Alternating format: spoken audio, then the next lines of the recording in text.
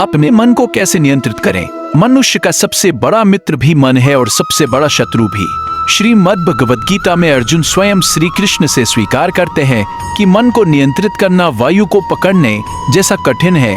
तब श्री कृष्ण गहरे प्रेम और करुणा से समझाते हैं कि मन को जीतना असंभव नहीं, बल्कि उसे सही दिशा देना है, जहां वो भय, लोभ और भ्रम से मुक्त होकर कर्तव्य, शांति और सत्य की ओर बढ़े। श्री कृष्ण कहते हैं कि मन स्वभाव से चंचल है, वह कभी भूत में ले जाता है।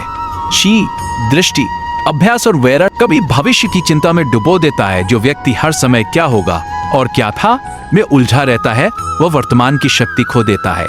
इसलिए पहला सूत्र है वर्तमान में जीना। जब मन भटकता है, उसे कोमलता से वर्तमान कर्म पर लौटाओ। यही योग है, कर्म करते हुए मन को कर्म में स्थिर रखना। मन को नियंत्रित करने का दूसरा मार्ग है अभ्यास योग। जैसे नदी पत्थर पर गिरते गिरते अपना रास्ता बना लेती है, वैसे ही निरंतर अभ्यास से मन भी स्थिर होता है। रोज थोड़ी देर ध्यान, जप या श्वास पर एकाग्रता मन को अनुशासित करती है। शुरू में मन भागेगा, पर भागना लौटाना ये अभ्यास है। भैक प्रिय दो दिया था, संसार छोड़ना नहीं बल्कि आसक्ति छोड़ना है। श्री कृष्ण सिखाते हैं कि फल की आसक्ति मन को बेचैन करती है। जब हम परिणाम से चिपक जाते हैं कि फल की आसक्ति मन को बेचैन करती है।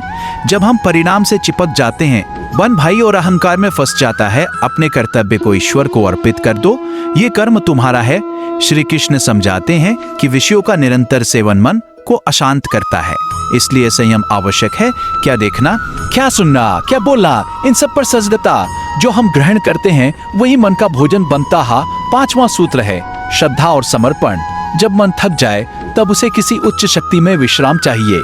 श्री कृष्ण कहते हैं, जो मुझे स्मरण करता है मैं उसका भार उठाता हूँ। ये स्मरण मन को सुरक्षा देता है। जब मन जानता है कि वो अकेला, तब मन नियंत्रण नहीं, मन की मुक्ति होती है। जो अपने मन का स्वामी बन गया, उसने संसार जीत लिया। आज नहीं तो कल, गिरते पड़ते सही, पर चलते रहो, क्योंकि मन को जीतने की यात्रा ही जीवन की सबसे पवित्र साधना है।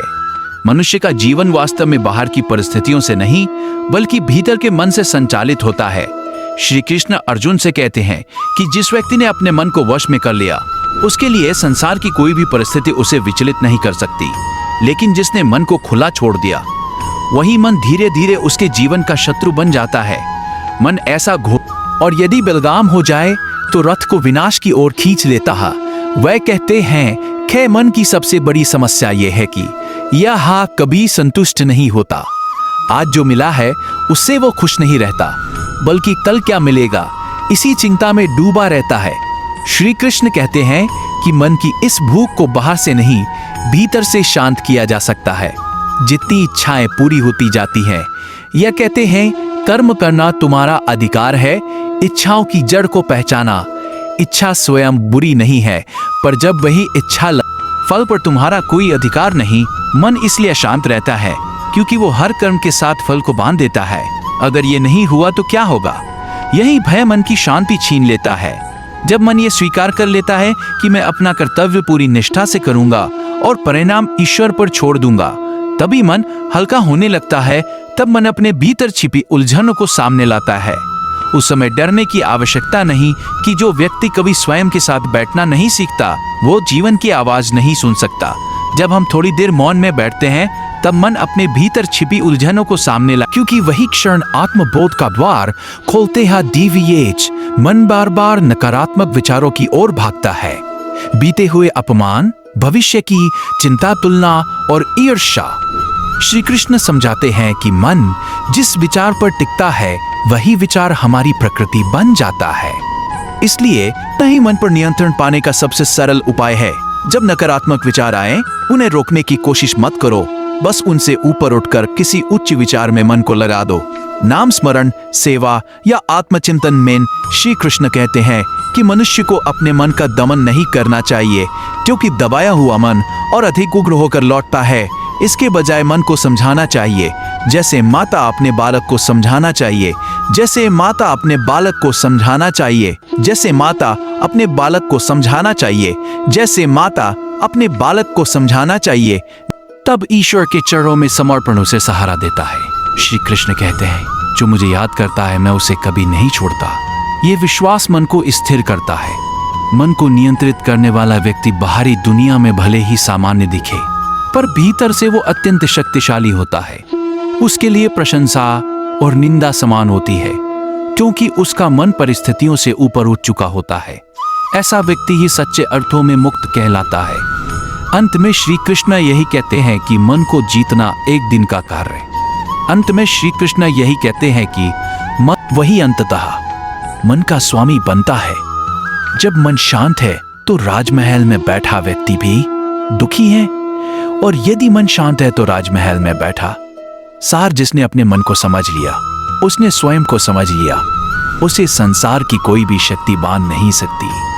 श्री कृष्ण कहते हैं मनुष्य अपने मन के अनुसार ही अपना संसार रचता है।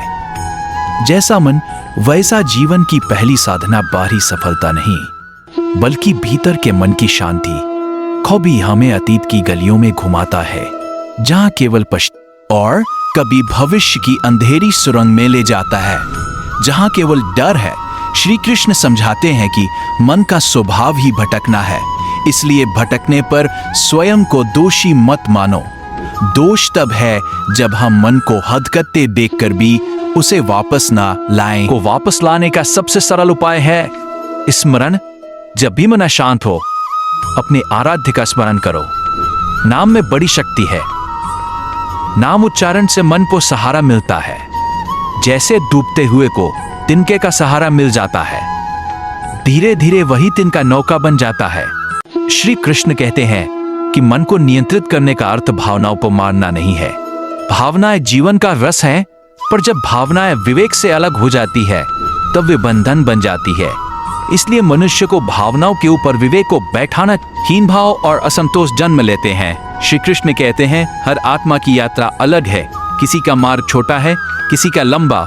तुलना करने वाला मन अपनी ही शक्ति खो देता है। मन को नियंत्रित करने के लिए धैर्य अनिवार्य है। आज का युग तुरंत परिणाम चाहता है, पर मन को स्थिर होने में समय लगता है। जैसे कीचड़ में रखा पानी धीरे धीरे अपने आप साफ हो जाता है, वैसे ही मन को शांत होने के लिए समय और अभ्यास चाहिए। जल्दबाजी मन की सबसे बड़ी शत्रु है। श्री कृष्ण सिखाते हैं कि मन को सेवा में लगाओ। जो मन स्वयं के बारे में अधिक सोचता है वही सबसे तब वह अपने दुख भूल जाता है। सेवा मन को शुद्ध करती है कि हम कमजोर हैं, असहाय हैं, अकेले हैं, पर श्री कृष्ण कहते हैं आत्मा न कभी कमजोर होती है, ना अकेली है। पर श्री कृष्ण कहते हैं आत्मा ना कभी कमजोर होती है, ना अकेली। ये शरीर नश्वर है, पर आत्मा अजर अमर है। जब मन इस सत्य को स्वीकार कर लेता है तब भय स्वयं दूर हो जाता है, वही सबसे अधिक दुखी होता है। श्री कृष्ण कहते हैं जो है उसे स्वीकार करो, जो नहीं है उसके लिए व्याकुल। तब व्यक्ति के शब्द बदलने लगते हैं, दृष्टि बदलने लगती है और प्रतिक्रिया की जगह समझ आ जाती है। ऐसा मनुष्य चोट खाकर भी क्रोध नहीं करता, क्योंकि उसका मन भीतर से मजबूत होता। श्री कृष्ण अंत में कहते हैं मन पर विजय पाने वाला व्यक्ति संसार विजय पाने से भी महान है, क्योंकि संसार की विजय क्षणिक है, पर मन की विजय स्थायी है। जो मन को साध लेता है उसके लिए जीवन बोझ नहीं उत्सव बन जाता है। उसके लिए जीवन बोझ नहीं उत्सव बन जाता है। और जहां ईश्वर निवास करता है और जहां ईश्वर है वहां भय नहीं, केवल प्रेम आए दी। आप चाहे तो अगला भाग में श्री कृष्ण कहते हैं मनुष्य अपने जीवन में जितना संघर्ष बाहर करता है उससे कहीं अधिक संघर्ष वह वहां भाग में श्री कृष्ण कहते हैं मनुष्य अपने जीवन उसके लिए बाहर का कोई युद्ध शेष नहीं रहता है। जाता है कि वो सत्य को जानते हुए भी उसे स्वीकार नहीं करता। वो जानता है कि क्रोध हानिकारक है, फिर भी क्रोधित होता है। वो जानता है कि आसक्ति दुख देती है, फिर भी उसी में बंधा रहता है। श्री कृष्ण कहते हैं ज्ञान तब तक भार है जब तक वह आचरण ना बन जाए। जब ज्ञान व्यवहार में उतरता है तभी मन मुक्त होता है, तभी मन मुक्त होता है, तभी मन मुक्त होता है। तभी मन को नियंत्रित करने का एक अत्यंत सूक्ष्म मार्ग है साक्षी भाव। तब विचारों की शक्ति स्वतः कम हो जाती है। साक्षी बनकर देखो क्रोध उठ रहा है, भय आ रहा है, बस देखो, उलझो मत। देखने मात्र से मन ढीला पड़ने लगता है। अतिशय अपेक्षा हम लोगों से, परिस्थितियों से, यहाँ तक कि ईश्वर से भी अपनी शर्तों पर परिणाम चाहते हैं। जब अपेक्षा पूरी नहीं होती, मन टूट जाता है। श्री कृष्ण कहते हैं, अपेक्षा को प्रार्थना में बदल दो। प्रार्थना में आग्रह नहीं होता, विश्वास होता है। जहां विश्वास है वहां चिंता नहीं टिकती। मन को नियंत्रित करने में क्षमा का बहुत बड़ा स्थान है। जब हम किसी को क्षमा नहीं करते हैं, क्षमा दुर्बलता ने आत्मबल है। जो क्षमा कर सकता है वही सच में मुक्त है। क्षमा से मन हल्का होता है और हृदय शांत। मनुष्य का मन अक्सर स्वयं का सबसे कठोर न्यायाधीश बन जाता है। वह अपनी ही गलतियों को बार बार दोहराकर स्वयं को दंड देता रहता है। श्री कृष्ण कहते हैं, इसका नहीं, सीख लो, सुधर जाओ, आगे बढ़ जाओ। जो बीत गया वो शिक्षा है, सजा नहीं। अनमन को साधने के लिए नियमितता आवश्यक है। अनियमित साधना से मन और अधिक भ्रमित हो जाता है। हर दिन एक ही समय ध्यान, जप या आत्मचिंतन, यह मन को भी अनुशासन चाहिए। श्री कृष्ण बताते हैं कि मन जितना खाली रहता है उतना ही शोर करता है, इसलिए मन को भी अनुशासन चाहिए। श्री कृष्ण बताते हैं कि मन जितना खाली रहता है उतना ही शोर करता है, इसलिए मन को भी तबियत चिंतन स्वयं रुक जाता है। हर रात सोने से पहले 3 आता जो मन हर समय कमी देखता है वो कभी शांत नहीं हो सकता। पर जो मन कृतज्ञ होता है वो कभी शांत नहीं हो सकता। पर जो मन कृतज्ञ होता है वो अभाव में भी संतोष पा लेता है। हर रात सोने से पहले 3 बातों के लिए धन्यवाद देना, यह छोटी सी आदत मन को गहराई से बदल देती है। वो कम बोलता है पर उसका मौन बहुत कुछ कह देता है। वो कम प्रतिक्रिया करता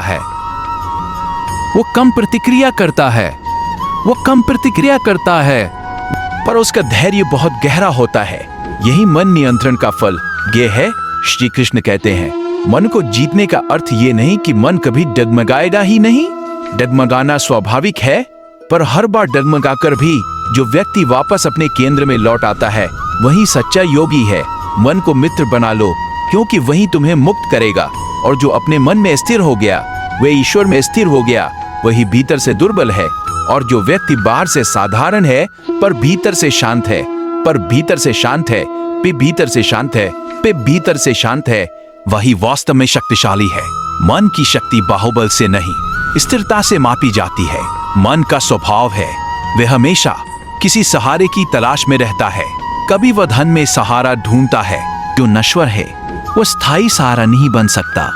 जब मन नश्वर वस्तुओं पर टिकता है तब अस्थिरता स्वाभाविक है। मन को स्थिर करने के लिए उसे किसी शाश्वत सत्य से जोड़ना आवश्यक है, और वही सत्य है आत्मना। मन बार बार प्रश्न करता है। श्री कृष्ण कहते हैं, हर उत्तर शब्दों में नहीं मिलता, कुछ उत्तर मौन में उतरते हैं। जब मन को थका देते हैं, श्री कृष्ण कहते हैं, हर उत्तर शब्दों में नहीं मिलता, कुछ उत्तर मौन में उतरते हैं। तब प्रश्न स्वयं शांत हो जाते हैं। बस मन को नियंत्रित करने का एक अत्यंत सूक्ष्म उपाय है विचारों के बीच का अंतर देखना। 2 विचारों के बीच जो क्षणिक शांति है वही ध्यान का द्वार है। उसी क्षण में आत्मा की झलक मिलती है। यदि व्यक्ति बार बार उस शांति को पहचानने लगे तो धीरे धीरे वही शांति का एक बड़ा कारण है अधूरापन। मन हमेशा ये मानता है कि कुछ न कुछ कमी है, पर आत्मा पूर्ण है। जब मन आत्मा की पूर्णता को अनुभव करने लगता है तब बाहर की बल की पकड़ ढीली करना है। श्री कृष्ण कहते हैं, जो तुम्हारे पास है उसे जकड़ो मत, जो जाना चाहता है उसे रोको मत। यही त्याग है, यही मन की मुक्ति है। मनुष्य अक्सर अपने ही विचारों का कैदी बन जाता है। वो सोचता है, मैं ऐसा ही हूँ, मेरी किस्मत ही ऐसी है। श्री कृष्ण कहते हैं, यह भ्रम है। मन बदल सकता है, दृष्टि बदल सकती है और जीवन भी बदल सकता है। श्री कृष्ण कहते हैं, अपने भीतर के बालक को डांटो मत, वो गिरोगे, चूकोगे, यह यात्रा का हिस्सा है। श्री कृष्ण कहते हैं, अपने भीतर के बालक को डांटो, उसे संभालो।